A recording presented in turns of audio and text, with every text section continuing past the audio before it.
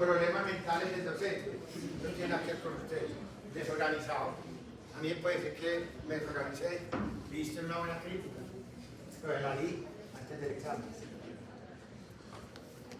Esto se dio al lado cuando leí todo lo bueno, que habíamos hablado de los lectores. Bueno, pero entonces vamos para otro lado. Gasto cardíaco y retorno venoso. Hay unas gráficas hechas por Arthur C. Gayton, del libro de Gayton de Fisiología, que está en la biblioteca, que él trabajó mucho en el control que vimos a largo plazo arterial, cuando trabajaba la ingesta y la eliminación renal de sodio y agua y enviando la curva, eso es de Gayton. Y otra cosa que él hizo fundamental fue hacer la unión de las curvas de gasto cardíaco con retorno venoso. ¿Por qué él tiene que llegar a ese matrimonio? Porque él dice que simplemente, él dijo primero así, él empezó diciendo, a ver, ¿qué dice Starling? Starling en una curva que dice, mi precarga, que es la medida en perro muy fácilmente, la presión en la aurícula derecha, la PVC, en la aurícula derecha, pongámosla. El perro sí la medida en la aurícula derecha, se queda muy neurótico, pero bueno. La medida de la precarga, y acá simplemente decía cuánto es mi gasto cardíaco. Y le da la curva. Esa curva es una curva de desempeño ventricular, es una curva de funcionamiento cardíaco, de eficacia de mi corazón. Y dice que entre ciertos límites, mire, al aumentar la presión en la aurícula derecha, ¿qué va pasando con el gasto cardíaco? Cardiaco puro. Hasta que llega un punto que no aumenta más y pudiera caer, descendiendo acá, cuando se dilata tanto la cavidad, casi insuficiencia valvular. Entonces esta curva la quiere prolongar usted en la vida para que no le dé mucha rabia, puede poner así después. Cuando el corazón ya está tan dilatado, no aumenta la fuerza, la ley de Frankenstein y no va más. ¿Por qué? Porque tiene tanto las cavidades ventriculares que las válvulas no quedan sobretapadas. Ya lo que ya está para afuera también empieza a botar del ventrículo a la aurícula. Eso queda claro. Ya ves, está quedando claro. El límite de la ley de Frankenstein es que se dilate tanto el corazón que las válvulas no van. Correcto. Ahí no lo pinta, ahí lo pone con un plató y simplemente con un plató, en una meseta. Ahora, que es una curva de desempeño ventricular. Pongamos esto listo.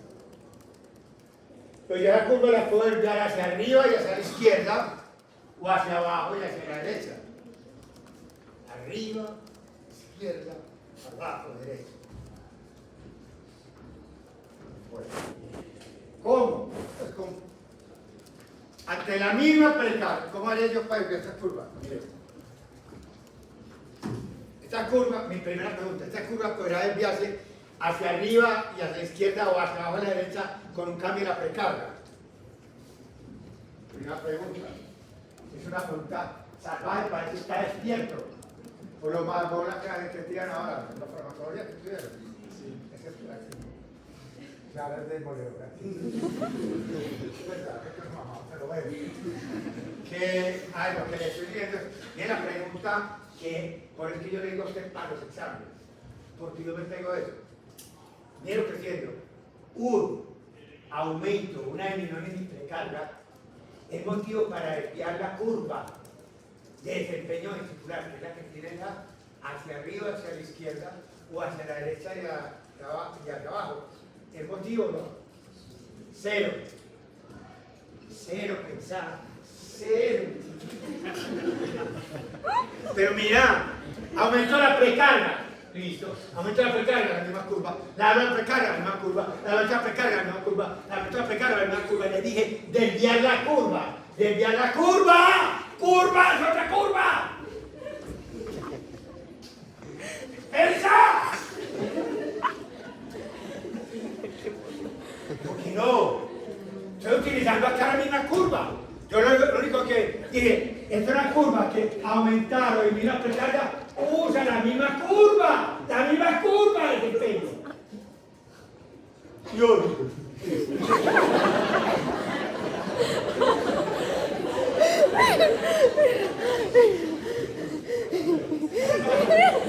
Ya quedó claro. La precarga ya está inherente en esta curva. Esta curva es cómo voy a aumentar una precarga y utilizando la misma curva, sin dejar la curva, aumentar para acá, aumentar el gasto cardíaco, pero para ir a la izquierda, disminuye el gasto cardíaco, porque estoy llegando a una sola curva. Ahora, yo sí puedo con otras cosas desviar la curva. Por ejemplo, si yo doy un inotrópico positivo, correcto, digital, obviamente ante la misma precarga, yo no puedo aumentar con el simpático el desempeño del corazón. No puede haber un efecto inotrópico positivo del simpático que no sea por aumento de la precarga, o sea, el simpático solo aumenta la precarga. El simpático aumenta la precarga venotostiniendo, pero aumenta la poscarga aumentando la resistencia vascular periférica y aumenta el inotropismo aumentando la capacidad de contracción y aumenta la frecuencia cardíaca. De esas cuatro cosas aumentadas, y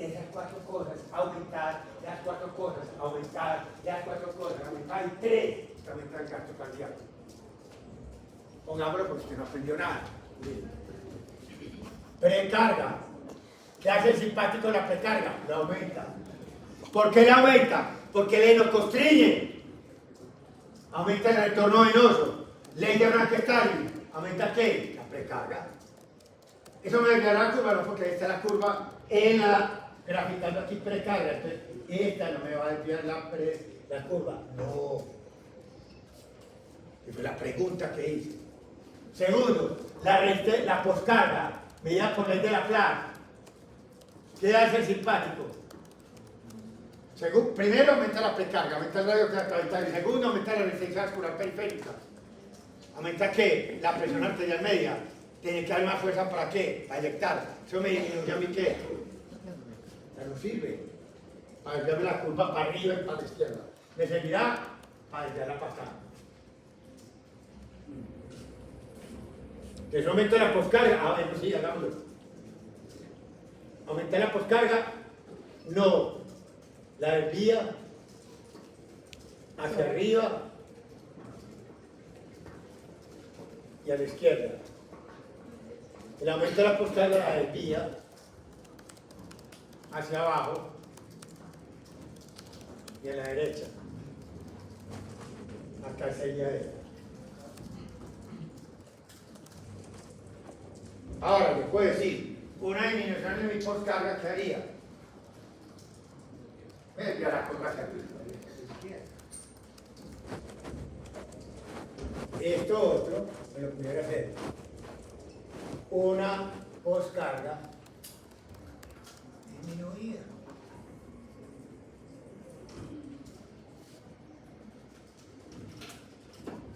Mi precarga no en ningún momento ni aumentada ni disminuida cambia la curva, es la misma curva. Hay dos propiedades que determinan el gasto cardíaco, faltan dos, no más. Uno, la frecuencia cardíaca, cronotropismo. Si yo no cambio el volumen de eyección y en vez de 50 sístoles en un minuto hago 150, mi gasto cardíaco no aumenta. ¿Listo? Aumento la frecuencia cardíaca. Disminución de la frecuencia cardíaca.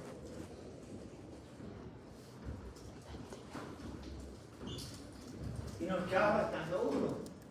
Mi inotropismo, mi contractibilidad, un cambio en mi capacidad contráctil por aumento de liberación de calcio sin deberse a un cambio en la precarga. Esto también puede ser una respuesta inotrópica positiva. Esto puede ser también una respuesta ¿qué? Inotropismo negativo. ¿Qué Gayton lo dijo? Volver un corazón hiperefectivo, más efectivo que lo normal, es porque le dio un gasto cardíaco mayor. Y esto lo llamamos corazón hiperefectivo.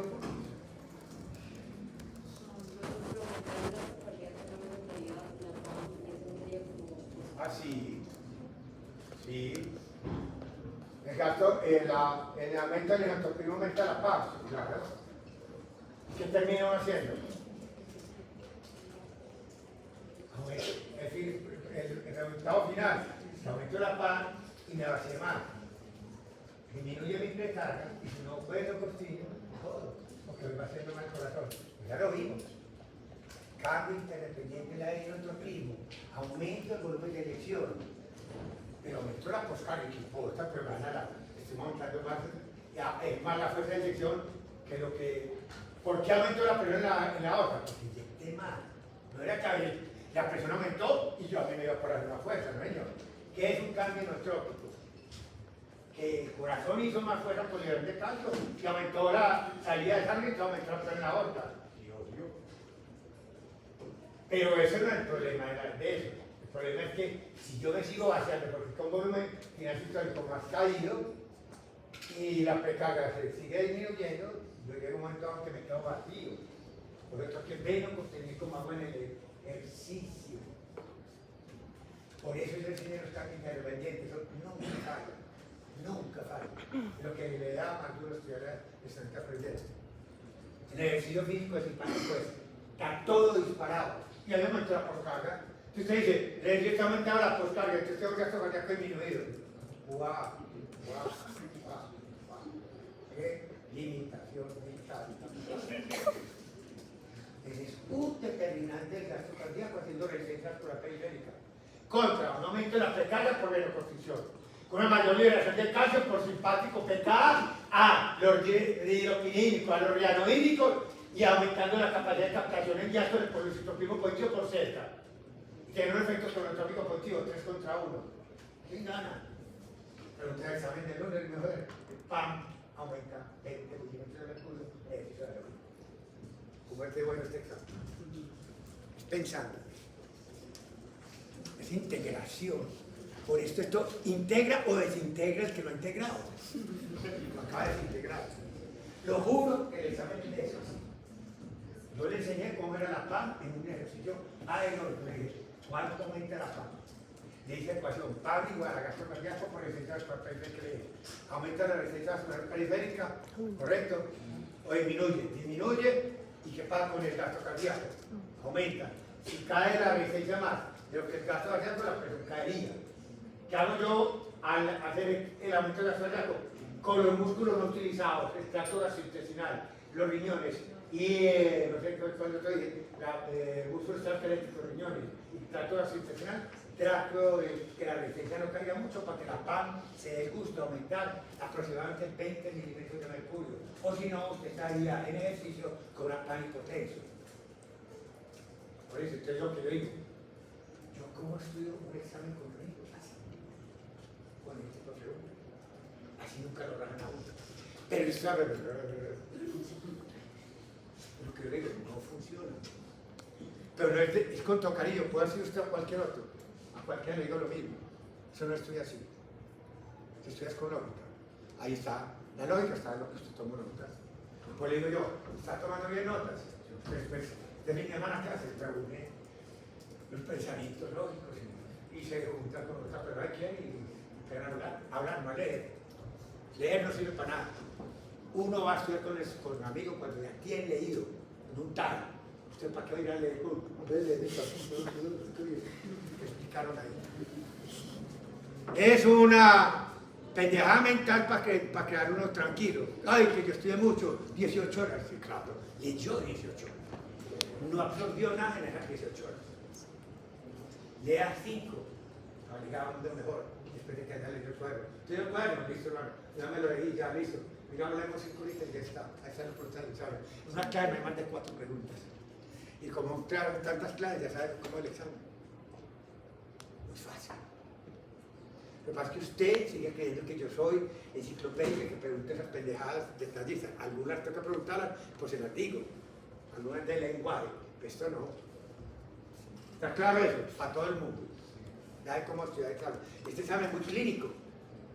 Muy tirado para la clínica. Entonces, ese es el examen que usted tiene que aprovechar para integrar.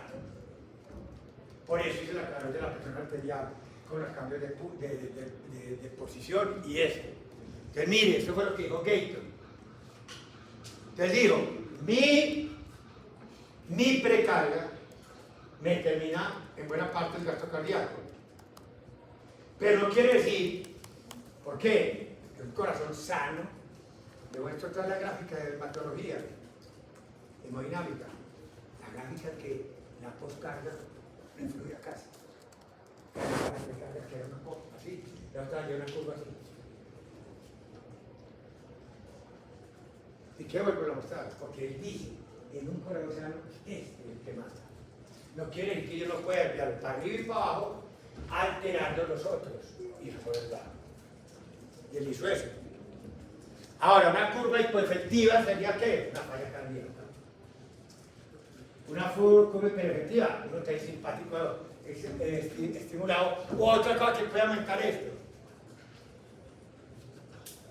La hipertrofia ventricular, pero que no sea maladaptativa. Un corazón hipertrófico tiene 500 soldados en vez de 250, se está mal. ¿Correcto o no? Bueno, usted mira lo que hizo después de esto. Bueno, voy a decir más cosas, pero también puedes ver la curva. Vamos a ver. Vamos a ver. Miremos esta que dice.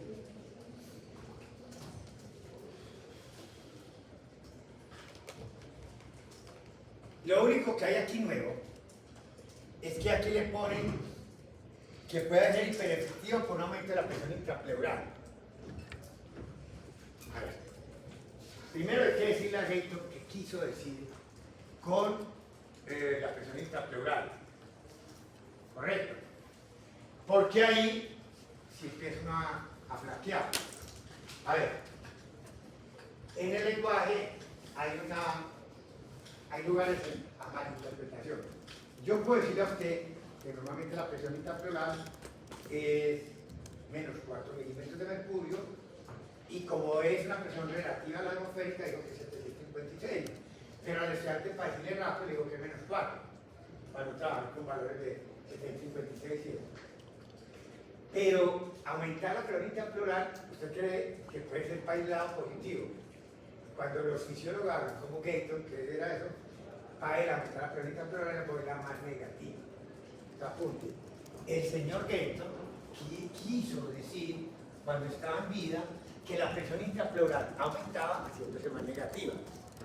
Porque yo puedo decir, verdaderamente eso no es real, porque más negativa en valor absoluto es menor. Por ejemplo, menos 8 es 752, menos 4 es 756. ¿Quién es más positivo? ¿Correcto? Entonces, ahí es donde uno empieza a decir, ¿quién aumentó?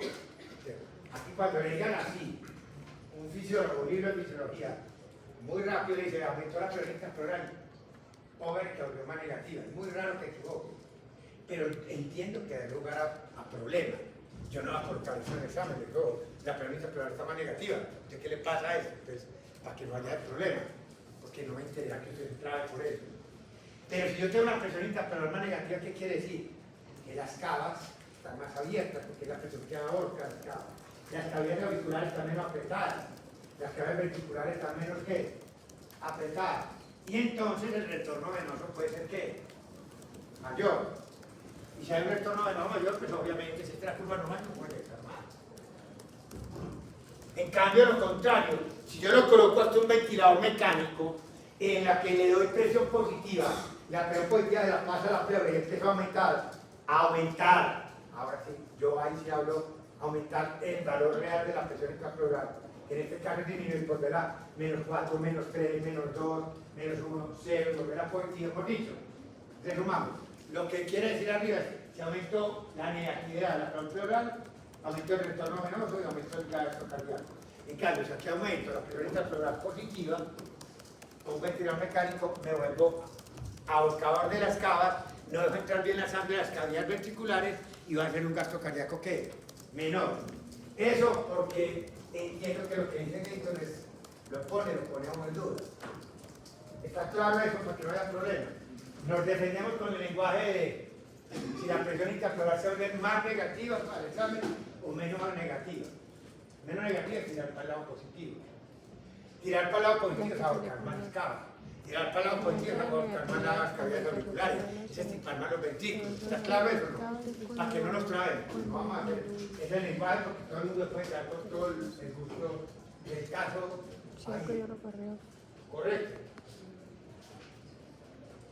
Esa es la otra que me falta, pues, porque uno a veces tiene ventiladores mecánicos. Y los ventiladores mecánicos dan presión positiva.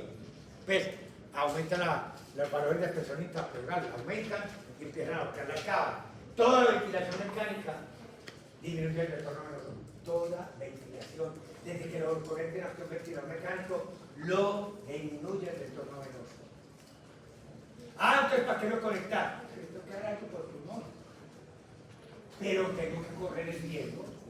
Yo soy un buen intensivista y le disminuyo lo que menos puede el retorno venoso para que pueda estar el aire. Entonces es una pelea entre yo tengo que darle aire porque tiene muy mala oxigenación, pero como eso da presión positiva, me va a disminuir algo el retorno venoso. Yo no puedo evitar, si soy con un ventilador mecánico, no podré nunca evitar que alguito del retorno venoso se vea sacrificado. Lo que tiene que hacer el intensivista es ser un tipo clínico. ¿Cuánto puedo sacrificar del retorno venoso para que le entre buen aire al pulmón y se beneficie los dos? El sistema cardiovascular, que no queremos disminuir el retorno venoso para que pueda ir buena sangre al pulmón y el pulmón lo ofrezca buen oxígeno y buena entrada de aire para poder barrer el CO2 y tomar el oxígeno. No sé si eso es claro. ¿Claro es? Es una pelea, se llama ser clínico, que yo no soy clínico. Y ya les decía cómo hacer eso. Tampoco puedo llegar a eso. No manejo ventilador mecánico. Pero entiéndame lo que le quiero decir. La ventilación mecánica siempre es un sacrificador del retorno venoso. Ahora, ¿cuánto? Depende de lo emocional que le ponen más 50, lo matan. No le llega sangre al pulmón que al pulmón. No es retorno venoso. Tampoco puedes poner una presión positiva muy grande. ¿Correcto? Bueno, esto otro que ve aquí en esta gráfica, muchachos, fue lo segundo que hizo Gator. Les digo otra cosa, bueno. Yo ya vi mis curvas de gasto cardíaco, de acuerdo a mi precarga, que es la presión auricular derecha, porque a mí me quedaba más fácil medirla. También debió haber dicho el mismo, un razonamiento igual para la precarga izquierda, solo que en los perros y los humanos no sacan. Es mejor coger una yugular que ponerse a meter un catéter por la radial y llegar a la aorta. ¿Por qué? Porque puede romper una placa aterosclerosada, un émbolo para el cerebro. Entonces entiéndame que uno invadir el lado arterial no es que sea más difícil para la gente que muy alta, no es muy analizar, uno me lo mete sin ver. Pero el problema es que donde roza una placa aterosclerosa, bota el embolito y sea para el cerebro, para los riñones o para el músculo osteoesquelético y entra ahí sí muy maluco. Cada uno que le dé un émbolo metiéndolo por vena, se va para el pulmón los capilares lo defienden. No se va para el resto del cuerpo, se va para el pulmón, pero se quiere un coágulo el berraco. Entonces, generalmente se ha visto que incluso los jóvenes, uno desde joven, hacen bolitos al pulmón, microémbolos. Uno los lisa y no tiene tanta capacidad de área de superficie de los capilares pulmonares que no, eso no le va a hacer ninguna mella sobre el intercambio de gases a nivel del pulmón. ¿Correcto? Entonces,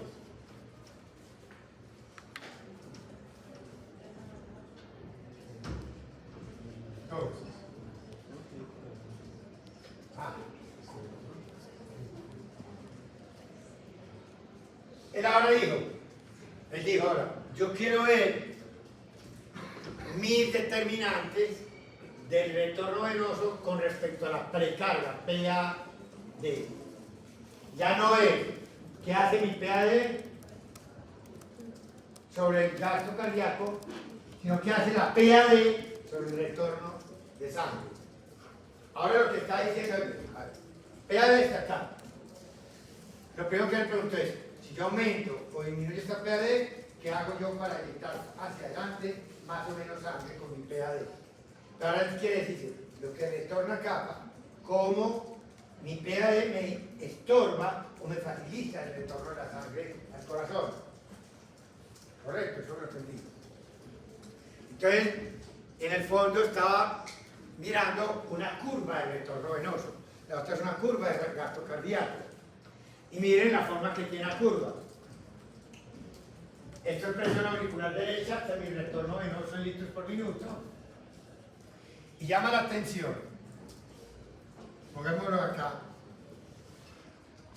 que cuando yo aumento la presión en la aurícula derecha, miren para que no le quede muy grave, retorno venoso, es mi presión venosa periférica menos la presión de llegada, que es la presión en la aurícula derecha. Y esto es ya la resistencia al retorno venoso. Resistencia al retorno venoso.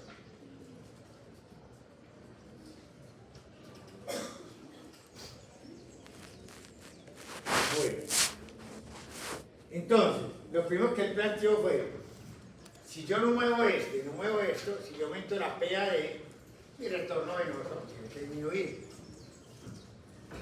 Bien, como voy a aumentar la presión auricular derecha y su retorno venoso disminuir.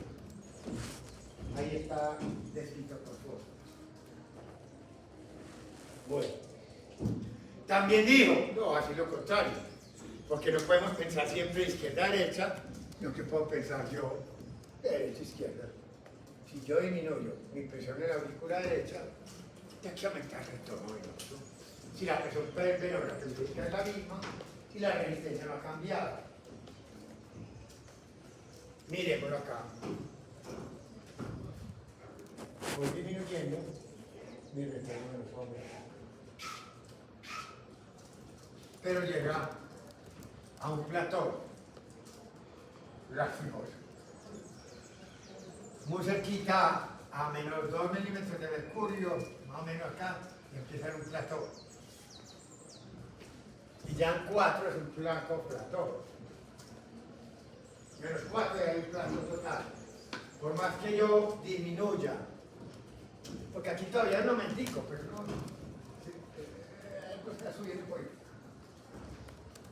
Pero cuando esto llega a 4, esto ya no cambia más. O sea que esto puede disminuir hasta cierto punto y el retorno venoso aumenta. Pues llega un momento en que no aumenta más. ¿Quién está explicando eso? Miremos a ver qué pasa. Si esta es la aurícula derecha y este es el tórax, y aquí viene la cava inferior, cava superior por acá, por lo que el tórax.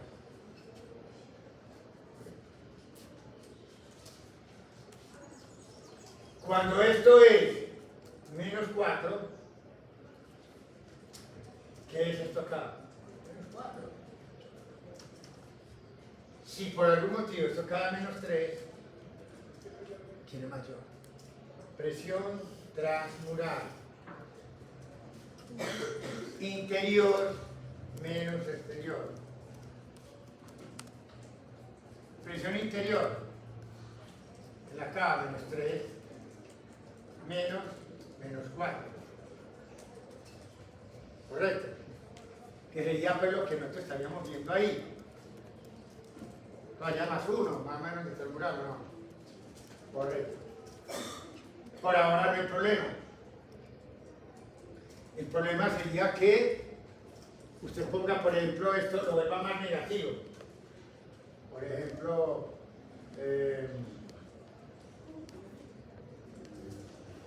menos 5. Esta presión en el interior, esto es 760 menos ¿qué? 5, 75, 25, 75, 26. 5. Es cuando usted cae adentro, en la zona auricular derecha, a un valor más bajo que la que rodea las cavas toda la periódica torácica, usted lo vuelve más negativo es menos 5, menos 6, menos 7, en el interior ya las cavas empiezan se cierran, que ya se cierran como mostraba la figura que alguna vez mostramos, que se estipaba así como unas pesas. Esto está aplastado y no sale por acá.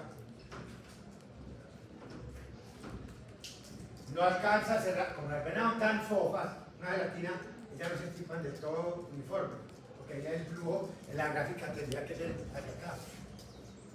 Pues mira que quedó hacia acá, quedó con el mismo flujo, porque esto que era muy distensible, la parte central se estipa y los bordecitos quedan pasando sangre, ¿correcto? Esa gráfica la vimos en lo que veíamos de las venas, es de tenerla por ahí. Siquiera busco, pero eso explica por qué los estripa alto, porque el flujo no cae a cero, el retorno venoso. ¿Correcto? Ahora mostramos, ¿qué es esto? Ah, si usted no muestra nada. Va a intentar acordarme a mostrar esto. ¿Dónde está de dinámica? A ver si acá le encuentro vean.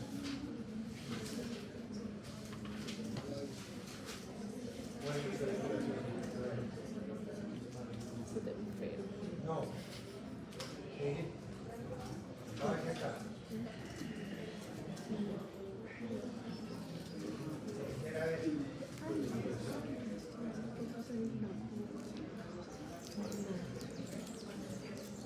Te lo voy a enfrente.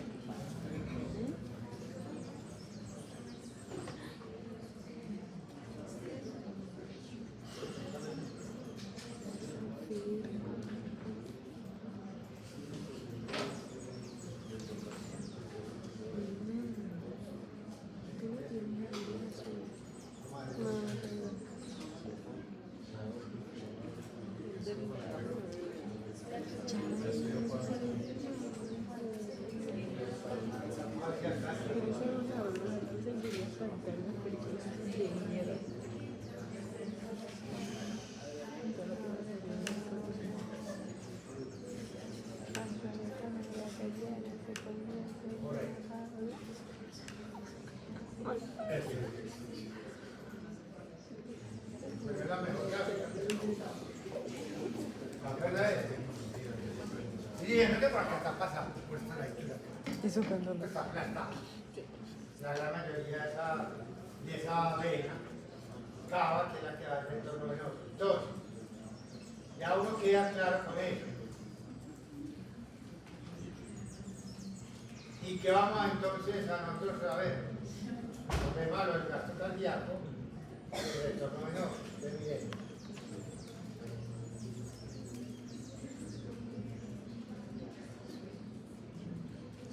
¿Ya entendió esto o no? Bueno. Imagínense ahora que usted le aumenta la presión en la aurícula derecha un valor tal que iguala a la vena periférica.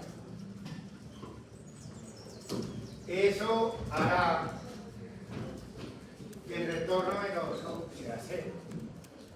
Porque la presión venosa periférica es lo mismo que la presión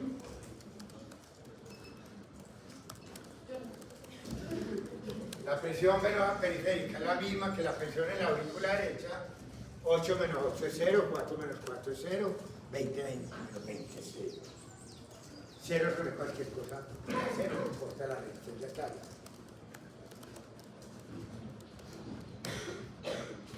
Si yo, como hizo por ejemplo Gayton para averiguar cuánto era la presión venosa periférica más o menos promedio? Primero, no fue idiota, los perros no los dejó parados, una camilla, que estén todos a mismo nivel gravitacional. Primero no pueden ir parados porque en esta vena acá no hay mucha carga. Segundo, muy vivo, simplemente digo, voy a hacer un paro cardíaco, el perro con catrón, y voy a medir la presión en los diferentes puntos, a la salida de la aorta, en la arteriola, en la arteria terminal cadena, en las venas, y todo eso, como el perro está en paro, tiene que tener la misma presión. ¿Por qué la presión en la aorta es mayor que en una acostada que la que está en los pies? porque de todas maneras el perro está vivo y está inyectando sangre a una presión y la va gastando de la periferia. Aquí no se está gastando en la periferia, muchachos, porque está en paro. Paro es que la sangre no se mueve, si no está vivo. Si la sangre no se mueve, no rosa. Si la sangre no es rosa, la presión acá y 500 kilómetros de Río Negro de arriba. Si aquí al Río Negro estamos planos. Aquí estoy plano porque no puse el perro. ¿Qué más te digo? Entonces, te va a dar una presión. Entonces fue la manera que él que hizo después. Bueno, midió la presión del paciente, el perro en paro y después en humano anestesiado. Le pongo un paro ligero, y usted resucita. Ya que no hay mucho problema porque cirugía cada rato le hacen paro a usted.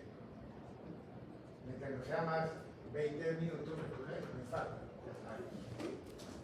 Un palito por experimentico, es chiquito. Entonces, ¿qué hizo él? Usted coge el Gator y resucita a los perros y mide la presión en una vena periférica y la comparó con la presión de todas las partes de donde estaba el perro cuando estaba en paro. Esa presión que él logró medir cuando el perro está en paro la llamó presión, presión circulatoria media. En la pulmonar en toda parte. Después fue maneurótico y hizo el paro en el perro y clampeó la salida de las pulmonares para que no se den cuenta de los pulmonares y la llamó presión sistémica de llenado. No importa, las dos son muy iguales. Una midiendo con toda la circulación, pues con todo el organismo y otra simplemente la parte sistémica. Cuando él mide la presión sistémica de llenado, que es la que no tiene en cuenta la pulmonar, el paciente está en paro o el perro está en paro, y compara cuando el perro ya está vivo y el humano está vivo, con circulación, le dio que la presión sistémica de llenado tenía el mismo valor de la presión venosa, periférica. Y eso le sorprendió, pero después se razonó.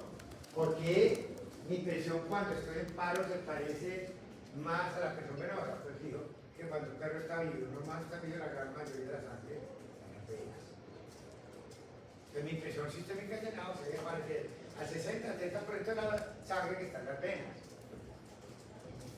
Y como las venas en el paciente paro tenía el 70% de la sangre, esa presión que midió en todas partes, que era igual, coincidía cuando el perro estaba vivo, que el tipo lo quedaba él. Entonces él dijo que la manera de averiguar esta presión periférica en los perros era simplemente equivalente a la que hacía el paro. Obviamente, esa presión periférica la va a influir muchas cosas. No es lo mismo un perro que tenga una olemia bien chiquita a una olemia bien grande. No es lo mismo un perro que tenga, si Gator hiciera el experimento, para el corazón del perro y le pone un vasoconstrictor antes de pararlo. El vasoconstrictor no deja que el volumen queda la sangre más apretada. De una manera de aumentar la presión venosa periférica y después de llenado, con el mismo volumen de sangre.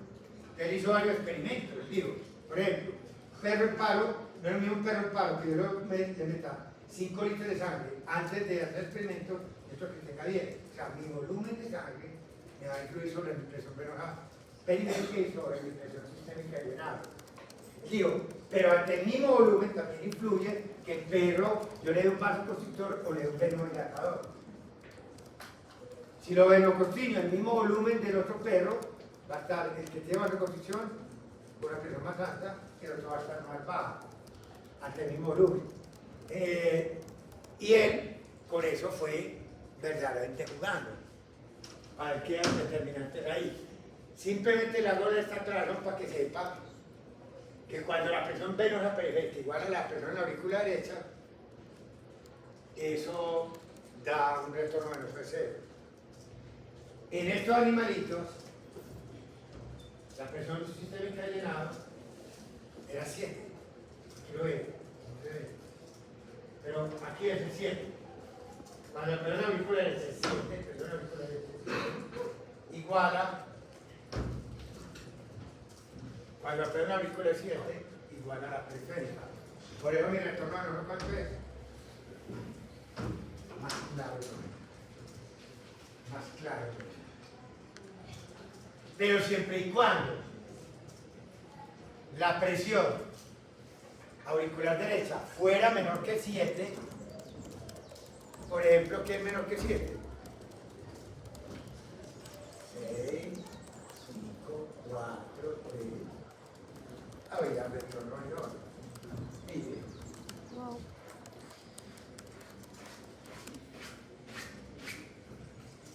Hasta la presión interna del interior de la cavidad auricular caía por debajo de quién? De la fleuma, donde ocurría un qué? El ator, que es cuando uno ve con más negativo que 4, menos 5 es más negativo que 4, menos 6 es más negativo que 4, lo que quiere decir que la presión interna es menor que la externa. ¿Cuántas veces he explicado esto? ¿Cómo pues? Entonces, excelente. Excelente.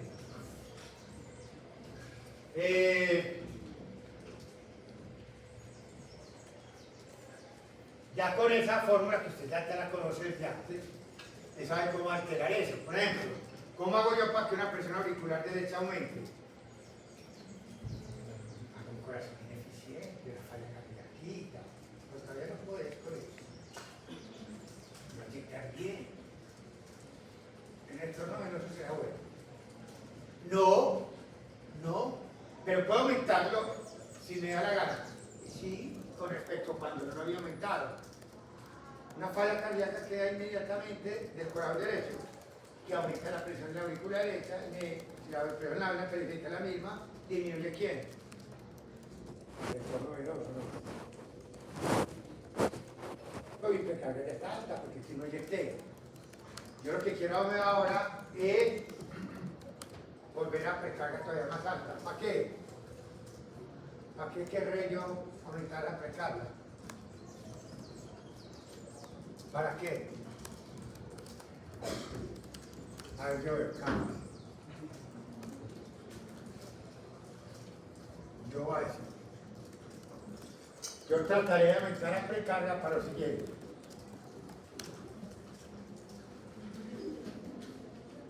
A ver, pues vamos a ver.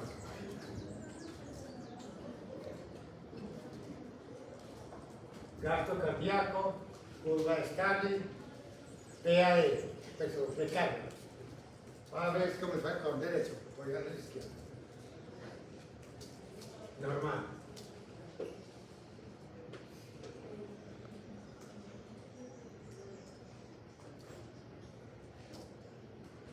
Punto A, 5 litros por minuto.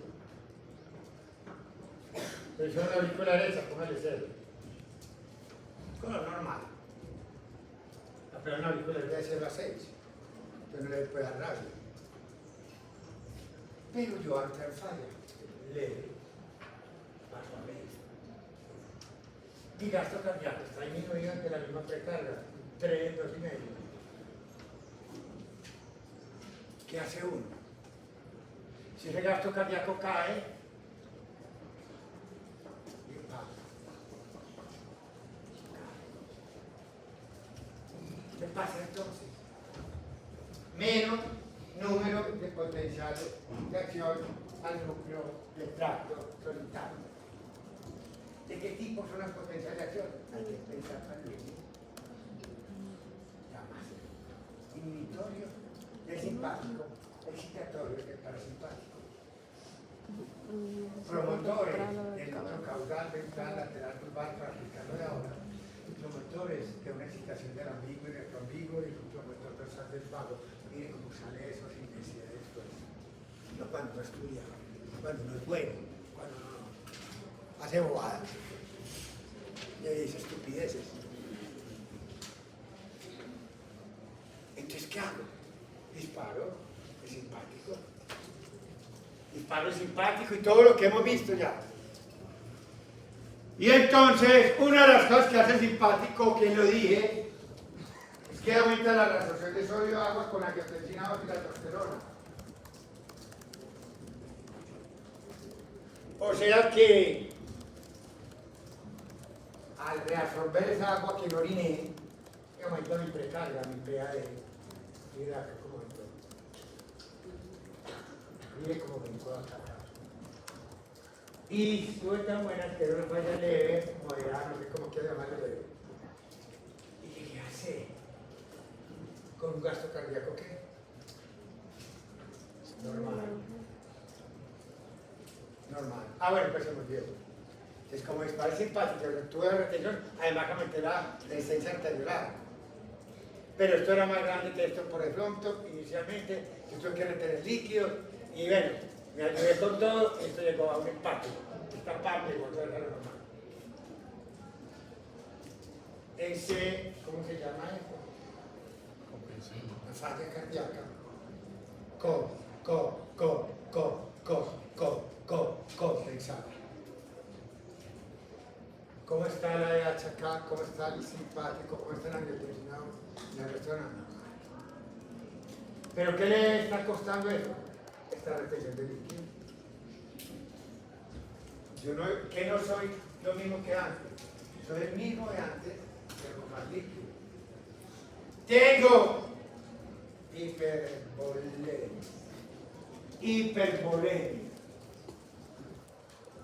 hipervolémico. Y mi PAN volvió a lo normal, con volemia arterial efectiva, no.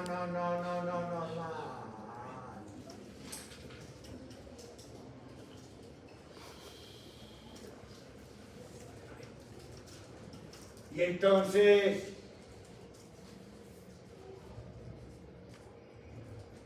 es una manera de que pasan las fallas cardíacas. ¿Qué hace uno? Este gasto cardíaco que estaba disminuido, yo traté de mejorarlo.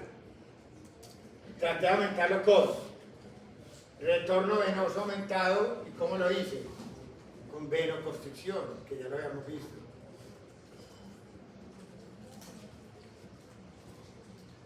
Entonces, en la ecuación de retorno venoso, querido amigo, yo tengo una PAD que está aumentada,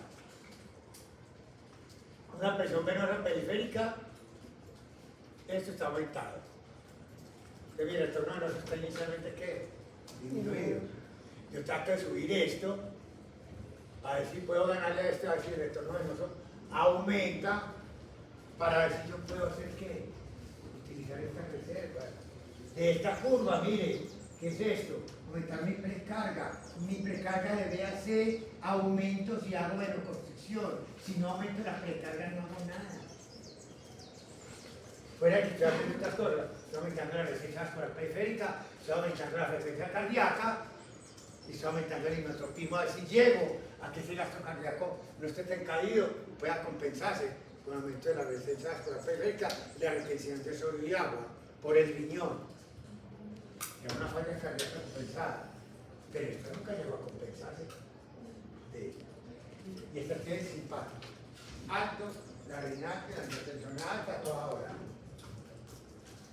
Entonces ya supo, oportunamente, la presión en la aurícula derecha disminuye inicialmente el retorno venoso, pero si yo venoconstricto, si yo le tengo sodio y agua, estoy tratando de aumentar la precarga para utilizar este pedacito, así me llega a lo normal. Aquí utilizo este pedacito, no llega a lo normal. Pero no quiere decir que este paciente que tiene falla severa no va a hacer venoconstricción, no aumenta el retorno venoso. No aumenta el retorno venoso. Con respecto a cómo estaba él, está aumentando el retorno venoso. Ahora que tiene el mismo retorno venoso que la para normal y que está normal, no, yo creo que no. Él tiene que aumentar, él tiene que utilizar esta parte de la curva estable. Tiene que aumentar su precarga. Porque lo único que le queda, si es leve le da, si es moderado no le da.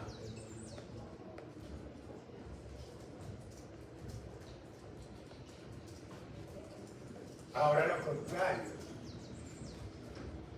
Si vos tenés una disminución en la presión de la aurícula derecha, ¿qué está el retorno venoso? ¿Como quién? Un corazón hiperefectivo. por ahora está bombeando tan fuerte, es tan joven, que va hacia los aurículas. Sin necesidad de aumentar la presión venosa periférica, ya el solo eso, de vaciarse más las cavidades ventriculares y auriculares, hace que la presión venosa central, que se llama presión auricular derecha acá, disminuye y pueda aumentar el retorno venoso. Pero yo puedo ahora también está quieta y mover esta nomás. Bombeo muscular, sistema nervioso simpático, vasoconstrictores venosos. Y le puede aumentar la plasma periférica, los transfundo. Hago una transfusión de sangre, bajo de esa presión. Para las venas, siempre aumenta la presión en las venas, una nevera más llena, no aumenta la presión en la vena. No la llena y queda más vacía, de hielo. Como pensar de hielo. Entonces, veno costeñudo, aumentar el volumen venoso, bombeo muscular, retener sodio de agua para el riñón. ¿Para dónde va? ¿Por dónde retiene el riñón? El riñón no empanda eso. Las venas renales terminan en la arteria renal, no termina en las capas. Y el arcado que termina en el hipotálamo. ¿Dónde termina? ¿En la aurícula qué? Izquierda. La ventral izquierda. Entonces la antifisiología le enseña que esto es muy fácil. Retener sodio de agua por cualquier maldita hormona, como la aldosterona, el simpático, la angiotensina 2, es retener volumen sanguíneo y predominantemente beneficiar las venas para aumentar el retorno venoso. O sea que para aumentar el retorno venoso no necesito únicamente simpático, bomba muscular y hacer la transfusión. La transfusión está haciendo reducir la carga. El sanitario, el agua que está en el sanitario y el sodio que se transforma en el organismo. No lo orino, me quedo con él. Ah, pero qué cochinada, estoy acá con orines. Yo no entiendo que yo no soy la creatinina. Yo le dije que la enfermera creatinina en el búnker que huele a orines, no. Yo le dije eso, pensá. Yo digo que es orinar lo que me interesa, lo que huele maluco. Pues solo me lo trago, es el que va a servir a mí. Yo no lo voy a orinar. Bienvenido el sodio, bienvenido. Bienvenido el agua. Pues yo quiero ir orinando. Otro en X volumen de orina, bien poquito, no la comida que te gusta. Que se dure a láctico, no sé, cualquier vaina de esas. Y entre esos, el bur, la urea, creo que huele maluco. Es muy claro. Es muy claro. Bueno, pero no, estaba muy excitante. Entonces mire esto, Gayton que hace acá. Bueno, ese es como desvío la curva de retorno venoso. ¿Qué desvía la curva hacia la derecha y arriba? Lo que aumenta el retorno venoso. Por ejemplo, la bomba muscular aumenta el retorno venoso. Una transfusión, sí. Es simpático, sí. Retener sodio de agua para el riñón, sí. Y todo lo contrario, acá. Bueno, claro. Esa es la aumentar, a cambiar la resistencia arteriolar o no. Cuando usted, en la resistencia en las arteriolas o en las venas, y la resistencia aumenta el retorno venoso. Por ejemplo, cuando vasodilato las arteriolas, por ejemplo, yo quiero vasodilatar las arteriolas, pasa más sangre en las venas. Y cuando disminuye la resistencia de las venas, puede pasar más fácilmente la sangre del corazón. O sea, disminuir la resistencia, aumenta el retorno venoso. Aumentar la resistencia, aumenta el retorno venoso. Por ejemplo, una trombo me daña el retorno venoso. La manera como aumentar la resistencia. Pero Gayton hizo esto. Justo esta dos gráficas. ¿Qué hizo él? Pone gasto cardíaco o retorno venoso. Y coloca aquí en el eje de las X la misma unidad de medición que la presión en la aurícula derecha. Recuerden que esta gráfica, ¿de dónde viene? Esta gráfica, el retorno venoso de gasto cardíaco era con presión en la aurícula derecha. Ahora el siguiente, que está la gráfica, es el retorno venoso con la presión en la aurícula ¿qué? Es como la presión en la aurícula derecha. Entonces la rabia que yo coja esta, que es igual a esta, la pongo acá. Escojo a esto, ya aprovecho, coloco esto y esto lo pongo acá. Gasto cardíaco por retorno venoso. Yo sé que la curva del retorno venoso tiene esta forma. Yo sé que la curva del gasto cardíaco tiene esta forma, la junto. Y donde se intersecten, no sé qué es intersectar, donde se choquen las dos curvas en un punto, que es el único punto donde chocan, es el punto de equilibrio del ser humano. Donde, ¿qué quiere decir el punto de equilibrio del ser humano? Donde el gasto cardíaco es igual al retorno venoso, para evitar que haya edema, o pulmonar, o edema, ¿qué? Periférico. La curva indica que yo tengo 5 litros de retorno venoso. Mire que la misma curva me dice que tengo 5 litros de gasto cardíaco, porque si al corazón derecho le llegan 5 litros por minuto, si está sano, se precarga lo suficiente y bota 5 litros por minuto para que no quede acumulada la sangre en la circulación periférica. Si esto fuera aurícula izquierda, con ventrículo izquierdo, gasto cardíaco del ventrículo izquierdo, daría lo mismo. El gasto cardíaco del ventrículo izquierdo tiene que ser igual al retorno venoso del ventrículo izquierdo, pero la aurícula izquierda, porque si no, si fuera menor el gasto cardíaco, se acumularía líquido en la circulación pulmonar y habría un edema pulmonar. Correcto. Esto es simplemente como él graficó las curvas de gasto cardíaco con la del retorno venoso y formar una curva común. Se llama curva de gasto cardíaco y retorno venoso. Como comparten el mismo eje de las X, no había problema colocar acá o presión en la auricular derecha, que fue lo que él investigó, o si yo quisiera y tuviera la información, podía hacer un gráfico con el lado izquierdo, poniendo la precarga izquierda como la presión en la aurícula izquierda y los mismos ejes acá, gasto cardíaco, pero el ventrículo izquierdo y retorno venoso del ventrículo izquierdo. Aquí como está la presión en la aurícula derecha, tiene gasto cardíaco del ventrículo derecho y tiene retorno venoso del ventrículo derecho. No sé si eso le queda claro. ¿O no? Júrelo. Júrelo que es verdad.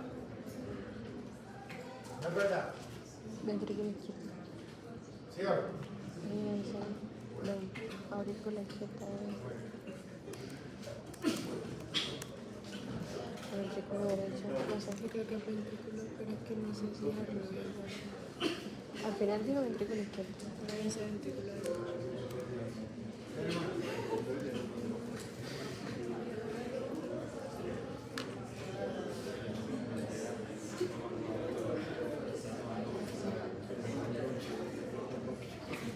Sí, es que tienes razón.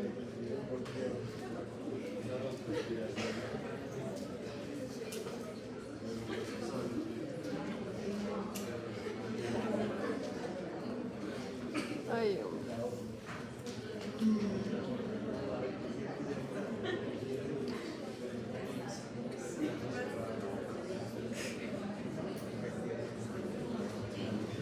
Voy a poner un ejemplo, no lo tengo, no lo había puesto en la siguiente graficación, pero voy a pintarlo acá.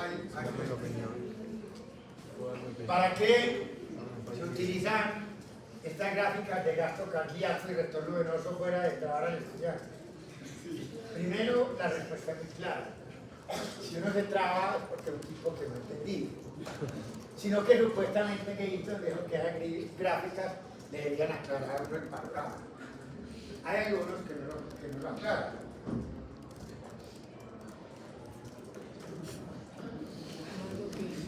Voy a decir esto. Voy a pintar esto. Voy a pintar una gráfica. Vamos a hacer una aplicación. Vamos a hacer una gráfica de una falla cardíaca compensada inicialmente. Arranco. Gasto cardíaco acá.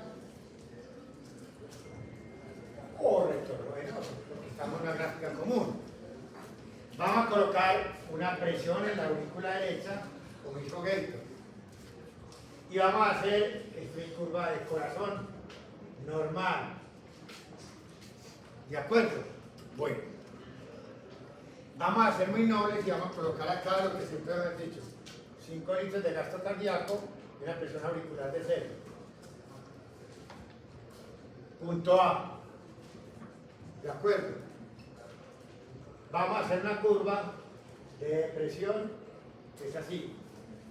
Y eso la vamos a llamar que sea una falla de la que vamos a llamar compensada. ¿De acuerdo? Entonces inicialmente esto me cayó a mí.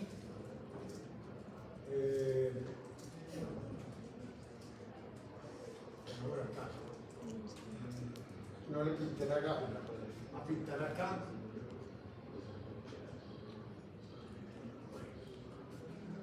Este era el punto donde encontraban el gasto cardíaco y estaba acá. Pero no me queda bien bonito, después yo lo puedo hacer. ¿Cómo lo hacemos? Sí, se ve. Vámonos acá. Vámonos un poquito más bajito. Listo. Aquí el nuevo punto de encuentro va a ser B. Una curva deprimida, correcto. Esta es una curva de una falla leve. Y miren, con mi retorno venoso se encuentra con el gasto cardíaco acá en B. Entonces, ¿qué puedo hacer yo? Miren que acá, una de las, por ejemplo, las cosas que yo pudiera hacer es lo siguiente. Yo pudiera intentar aumentar el inotropismo con la descarga simpática, aumentar la frecuencia cardíaca y aumentar el gasto cardíaco, ¿correcto? Y aumentar mi precarga.